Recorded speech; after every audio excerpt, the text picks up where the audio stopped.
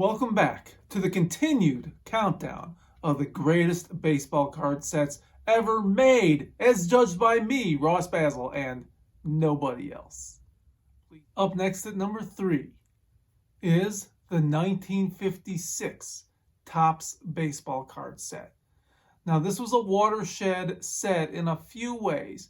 First of all, in the early 50s, Bowman and Topps were still in competition for who was the dominant player in the baseball card market. And before 1956, Topps bought out Bowman. So some players had been exclusive to Bowman up to them, some had been exclusive to Topps.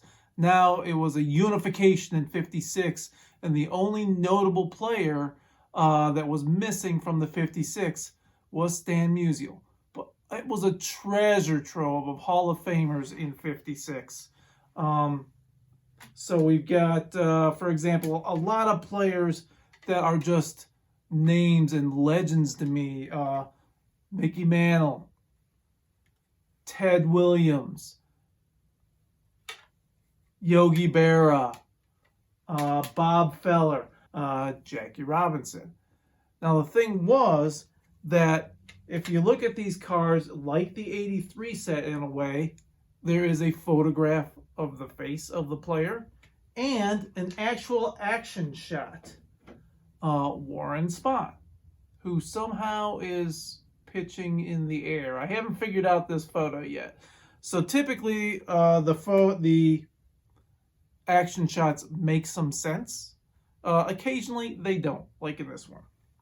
In any case, this is the first baseball card set, although some had shown some action shots in black and white. This is the first baseball card set that actually had color action shots in it. Also, because of the combo of the face and the action shot, I find this design to be amazing because you both get to see how the player looked, Eddie Matthews, 500 home run club, and you see an action shot, again, most of which made sense. Occasionally, they didn't make a lot of sense. So it was a combination, again, that treasure trove of legends and then players who were still playing that I could remember. Roberto Clemente as a young outfielder. Al Kaline finishing up his career when I was a kid. Mr. Willie Mays. This is probably my favorite Willie Mays card ever. It's just so cool. Hank Aaron.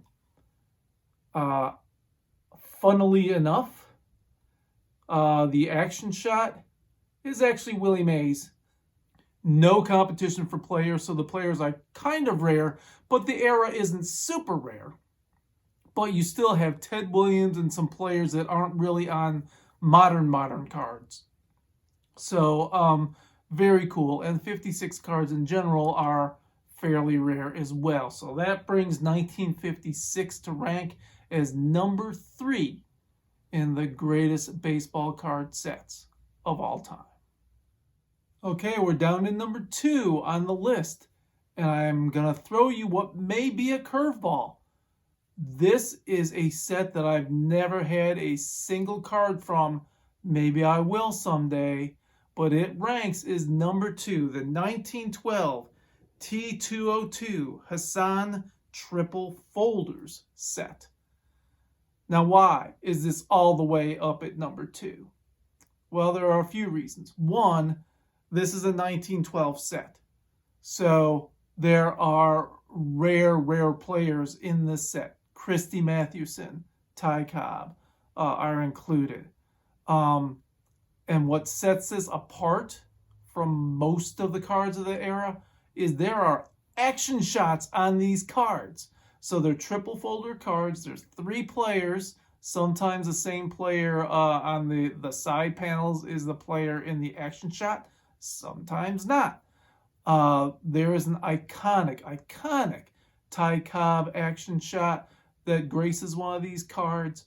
So the cards are just amazing. They are a bit expensive. They're not super expensive. They're not unattainably expensive, but they're expensive.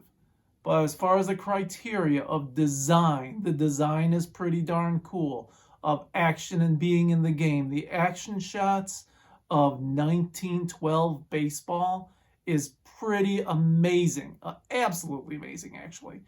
So there you go. You're going to be looking at some stock footage while I talk because I don't have any of the number 2 greatest set of baseball cards, the 1912 T202 Hassan triple folder set.